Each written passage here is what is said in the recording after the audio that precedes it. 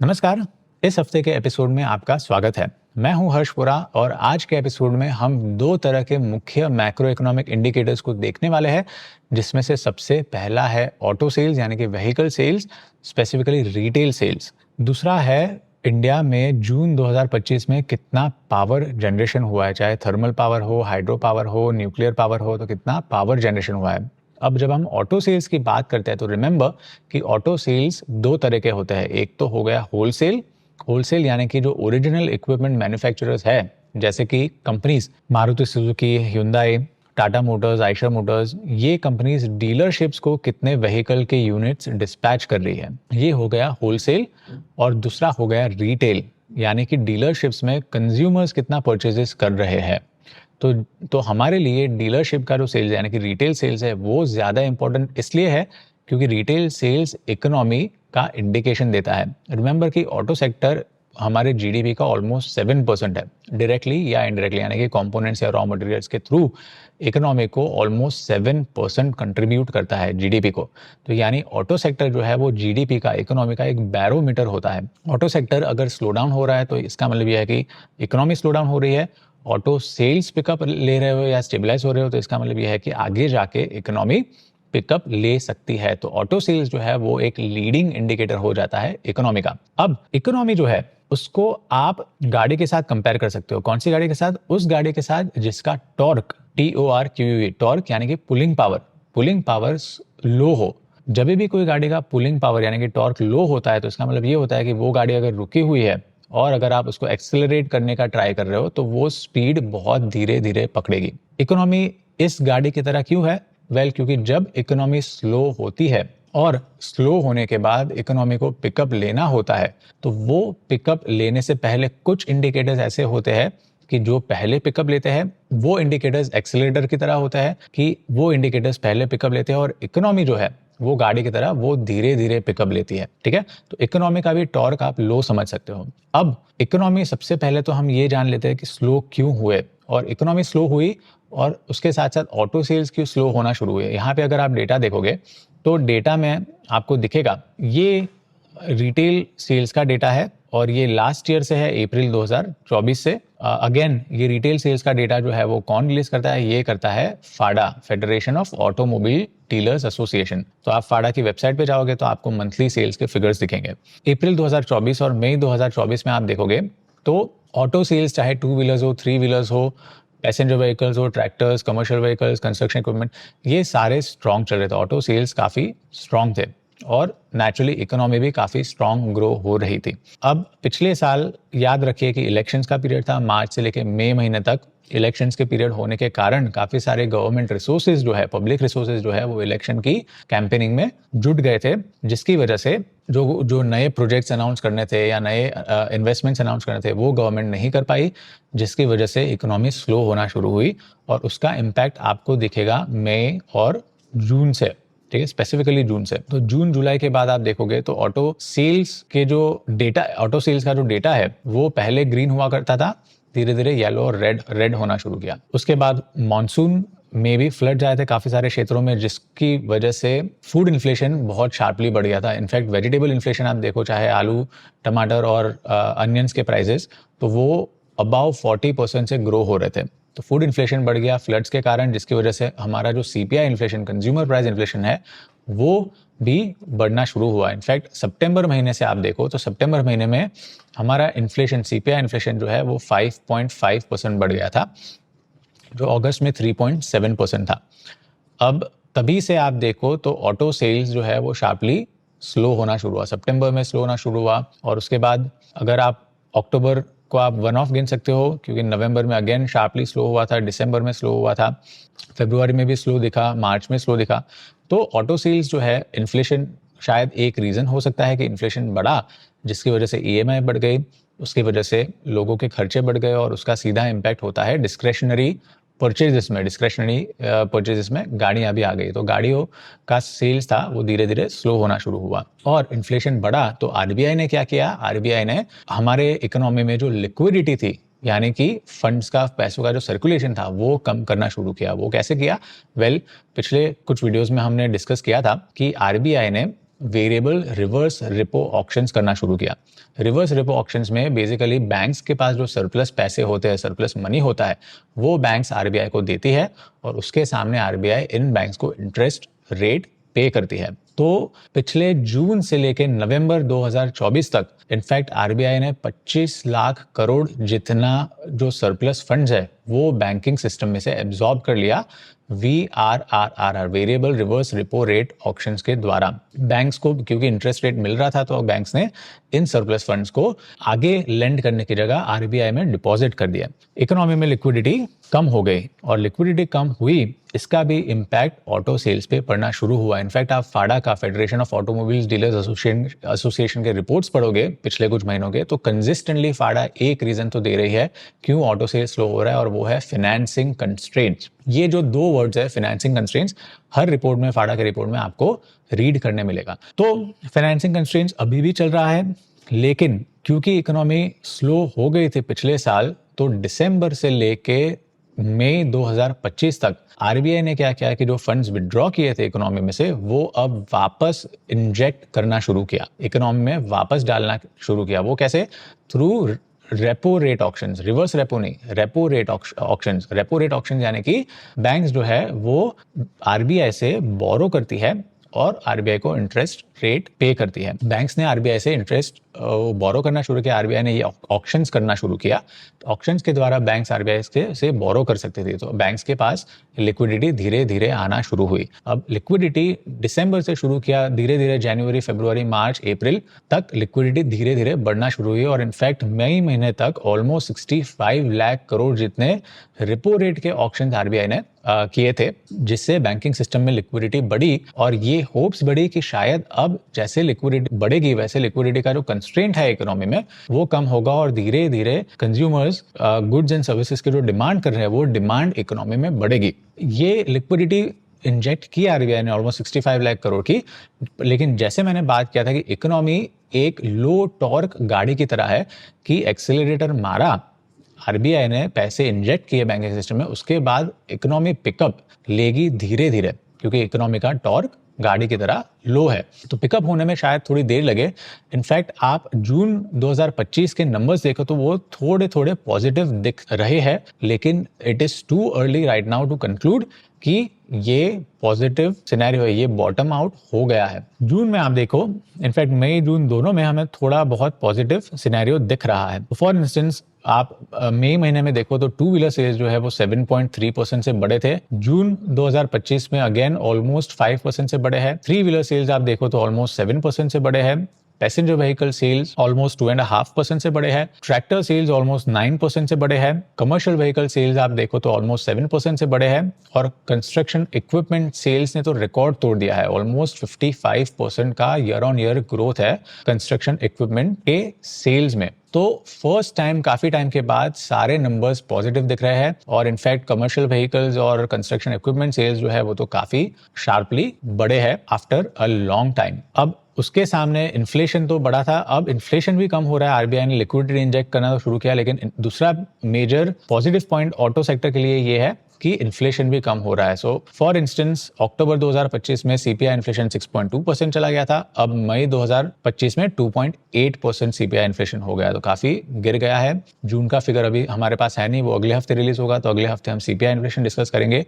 लेकिन naturally inflation कम हुआ है, उसके साथ साथ आरबीआई ने अपना रेपो रेट भी जो है वो भी शार्पली कम किया है। फरवरी में एक बार कम किया था, फिर अप्रैल में कम किया, देन अगेन जून की पॉलिसी मीटिंग में आरबीआई ने रेपो रेट कम किया। तो रेपो रेट कम किया, इससे एक्सपेक्टेशन ये है कि आगे जाके ईएमआईज जो है वो भी कम हो सकते हैं। ऑब्वियसली रेपो रेट का इम्पैक्ट इकोनॉमी पे तुरंत ओवरनाइट नहीं पड़ता, उसका इम्पैक्ट पड़ने में 3 to 6 months लग जाते हैं।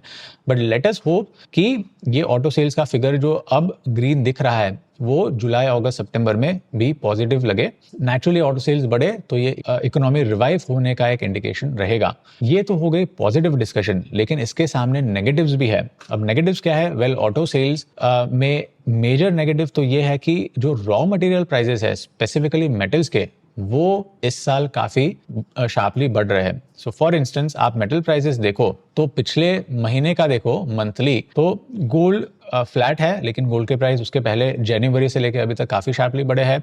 इनफैक्ट ईयर टू डेट आप देखो तो 28%, 28% बढ़े हैं गोल्ड के प्राइसेस। सिल्वर के प्राइसेस ऑलमोस्ट 30% बढ़े हैं ईयर टू डेट। कॉपर के प्राइस सिर्फ पिछले महीने में आप देखो तो 13.3% जितने बढ़े हैं, और ईयर टू डेट ऑलमोस्ट 38% बढ़े हैं। स्टील के प्राइसेस भी लास्ट मंथ में 5% जितने बढ़े हैं। लिथियम के प्राइस 5% जितने बढ़े हैं लास्ट मंथ में। Platinum almost 10%। पैलेडियम का आप देखो तो लास्ट मंथ में 2% बढ़ा है, लेकिन पूरे ईयर में ऑलमोस्ट ईयर टू डेट देखो तो 28% बढ़े हैं। अगेन आयरन ओर के प्राइस ऑलमोस्ट फ्लैट है, 1% बढ़े हैं, लेकिन टाइटेनियम जो भी ऑटोमोबाइल सेक्टर में यूज होता है उसके price almost year to date 13% बढ़े हैं। तो ओवरऑल आप देखो स्टील के अलावा सारे प्राइसेस ईयर टू डेट बढ़े हैं। इनफैक्ट लास्ट मंथ में आप देखो तो स्टील भी 5% बढ़ा है स्टील के प्राइसेस। तो इससे क्या हो रहा है कि ऑटो कंपनीज के मार्जिन्स जो है वो स्क्वीज हो रहे हैं। तो ऑटो सेक्टर, ऑटो कंपनीज जो है उन्होंने अप्रैल में काफी सारी कंपनीज ने, चाहे Hyundai हो, मारुति सुजुकी हो, टाटा मोटर्स हो, किया हो, इन सारी कंपनीज ने अप्रैल में एनीवेयर फ्रॉम 2% टू 4% प्राइसेस बढ़ाए थे। अच्छा, इसके अलावा टू व्हीलर्स में तो सिचुएशन ऐसे भी है कि जनवरी 2026 से government anti braking lock system जो है, अभी करंटली 125 सीसी के ऊपर की जो बाइक्स हो उस पे एंटी लॉक ब्रेकिंग सिस्टम का रूल अप्लाई होता है, मैंडेटरी है। लेकिन अब रूमर ये है कि जनवरी 1 2026 से एंटी लॉक ब्रेकिंग सिस्टम जो है वो बिलो 125 सीसी की बाइक्स भी जो है उनको भी लागू होगा। तो इससे डर ये है कि जो कॉस्ट है ऑटो कंपनीज की वो एनीवेयर फ्रॉम 2000 टू 3000 बढ़ जाएगी, 2000 टू 3000 बढ़ जाएगी। तो इससे टू व्हीलर प्राइसेस भी जो है, बाइक्स के प्राइसेस है, वो भी नेक्स्ट ईयर से बढ़ जाएगी। तो ये रूल भी एक थोड़ा ऑटो कंपनीज के लिए थोड़ा कंसर्निंग है। और इसके अलावा ऑटो सेल्स पॉजिटिव है। पॉजिटिव्स भी हमने देखे कि क्यों ये पॉजिटिव है, लेकिन इसमें अगर ईयर ऑन ईयर आप कंपेयर करो, सो फॉर इंस्टेंस 2024 जून 2024 को जून 2025 से कंपेयर करो, तो जून 2024 में काफी सारी कैटेगरीज में, स्पेसिफिकली पैसेंजर व्हीकल्स में, ट्रैक्टर्स में, सीवीज यानी कमर्शियल व्हीकल्स और construction equipment, CE construction equipment में बेस जो था जून 2024 का वो लो था। सो फॉर इंस्टेंस जून 2024 में पैसेंजर व्हीकल्स का नेगेटिव ग्रोथ था, तो नेगेटिव ग्रोथ से पॉजिटिव ग्रोथ में आया है, तो लो बेस के कारण थोड़ा पॉजिटिव दिख रहा है। ट्रैक्टर्स में देखो तो 28% नेगेटिव ग्रोथ था, अब 9% पॉजिटिव ग्रोथ है। तो नेगेटिव ग्रोथ के ऊपर पॉजिटिव ग्रोथ है, लो बेस था। हाई बेस पे अगर ग्रोथ होता तो that would have been much better, लेकिन ये लो बेस पे पॉजिटिव ग्रोथ है। Construction vehicle sales again negative growth था, उस पे 6.6% है। और कंस्ट्रक्शन इक्विपमेंट के जो सेल्स है वो फाड़ा रिपोर्ट नहीं करती थी, अभी आई थिंक मई से रिपोर्ट करना शुरू किया है सेपरेटली, काफी पॉजिटिव है। सो ओवरऑल सेल्स का ग्रोथ देखो जून 2024 में तो वो फ्लैट था, उससे अभी 5% बढ़ा है, समवॉट पॉजिटिव। लेकिन ये वन ऑफ है या नहीं वो हमें अगले कुछ महीनों में पता चलेगा। जैसे मैंने बात बताया कि रॉ मटेरियल प्राइसेस बढ़ रहे हैं, रॉ मटेरियल प्राइसेस बढ़ने का इम्पैक्ट, अगर प्राइस हाइक्स करेंगी ये कंपनीज तो फिर उसका इम्पैक्ट सेल्स पे नेगेटिवली हो सकता है। अगेन सो टू व्हीलर्स और ट्रैक्टर्स का जो ग्रोथ है, ट्रैक्टर्स 9% से बढ़े हैं और टू व्हीलर्स 5% से बढ़े हैं।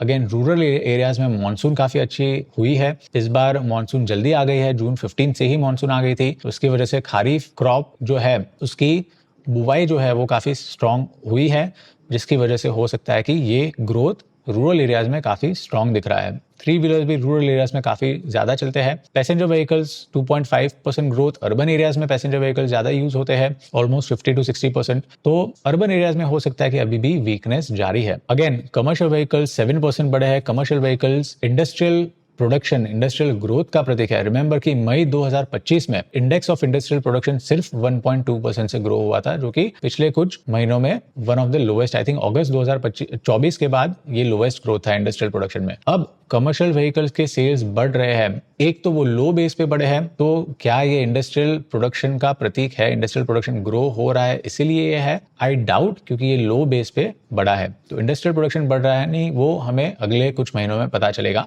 एंड कंस्ट्रक्शन इक्विपमेंट का सेल्स जो है 55% बढ़ा है, ये फंडामेंटल से बैक्ड है। व्हाट आई मीन इज कि गवर्नमेंट का इंफ्रास्ट्रक्चर पे स्पेंडिंग मई महीने में इनफैक्ट अप्रैल और मई दोनों में काफी स्ट्रांग रहा है। कंट्रोलर जनरल ऑफ अकाउंट्स ये डेटा रिलीज करता है कि गवर्नमेंट ने इंफ्रास्ट्रक्चर टोटली कैपिटल एक्सपेंडिचर जो है वो कितना किया है। तो मई महीने तक देखो, अप्रैल और मई, उसमें आप देखो तो गवर्नमेंट ने टोटल मिला के 2,21,000 करोड़ का कैपिटल एक्सपेंडिचर किया है इस साल अप्रैल और मई में। लास्ट ईयर अप्रैल और मई में गवर्नमेंट ने सिर्फ 1,43,000 करोड़ का कैपिटल एक्सपेंडिचर किया था। तो लास्ट ईयर के सेम पीरियड के कंपैरिजन से इस साल अप्रैल मई में ऑलमोस्ट 55% जितनी ग्रोथ है कैपिटल एक्सपेंडिचर में। ऑब्वियसली ये ग्रोथ गवर्नमेंट करेगी तो कहाँ करेगी? ये ग्रोथ हुआ होगा रोड्स में, रेलवेज में, वाटर इंफ्रास्ट्रक्चर में, डिफेंस में। लेकिन इसका इम्पैक्ट किस पे हो सकता है? इसका इम्पैक्ट हो सकता है कंस्ट्रक्शन इक्विपमेंट्स पे, कंस्ट्रक्शन व्हीकल्स में। और वही हमें दिख रहा है कि जून महीने में ऑलमोस्ट 55% ग्रोथ कंस्ट्रक्शन इक्विपमेंट्स में हुआ है। और ईयर ऑन ईयर ग्रोथ देखो आप तो 5% रहा है। स्टोरी ये है कि हमारे जो मैक्रो इकोनॉमिक इंडिकेटर्स है, चाहे आप इन्फ्लेशन ले लो, चाहे आप इंटरेस्ट रेट्स ले लो, इंटरेस्ट रेट्स कम हो रहा है, इन्फ्लेशन कम हो रहा है, चाहे आरबीआई की लिक्विडिटी ले लो, लिक्विडिटी इंजेक्शन जो है वो काफी बड़ी है पिछले कुछ महीनों में। इसके सामने एक वीकनेस है एक्सपोर्ट्स जो है वो हमारे मई 2025 में, जून का डेटा अभी तक रिलीज नहीं हुआ, लेकिन मई 2025 में सिर्फ 1.2 या 1.5% जितने एक्सपोर्ट्स बढ़े थे। तो एक्सपोर्ट ग्रोथ काफी वीक है।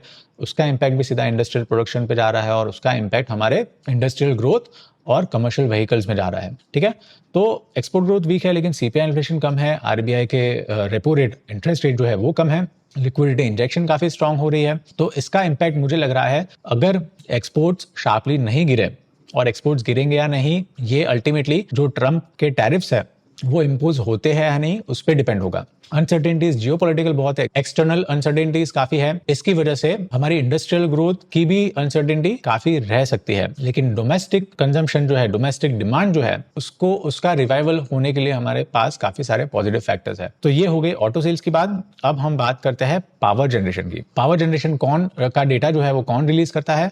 वो एवरी मंथ करता है नेशनल पावर पोर्टल, जो कि आता है सेंट्रल इलेक्ट्रिसिटी अथॉरिटी के अंडर में, जो अल्टीमेटली आती है मिनिस्ट्री ऑफ पावर के अंडर में। तो आप नेशनल पावर पोर्टल की वेबसाइट पे जाओगे तो वहां पे आपको दिखेगा डैशबोर्ड। तो डैशबोर्ड पे आप जाओगे, वहां पे आपको ये जो पावर जनरेशन का डेटा है वो मिल जाएगा। ये है उनका डैशबोर्ड और यहाँ पे आपको पावर जनरेशन का डेटा मिल जाएगा। ठीक है, और वो डेटा ये है। तो जून 2025 में आप देखो तो थर्मल पावर जनरेशन हमारे ओवरऑल इंडिया के ओवरऑल पावर जनरेशन का ऑलमोस्ट 83% रहा है, और उसमें 10% का डी ग्रोथ है, यानी कि पावर जनरेशन 10% से डिक्लाइन हुआ है थर्मल पावर जनरेशन। ये डिक्लाइन क्यों हो सकता है?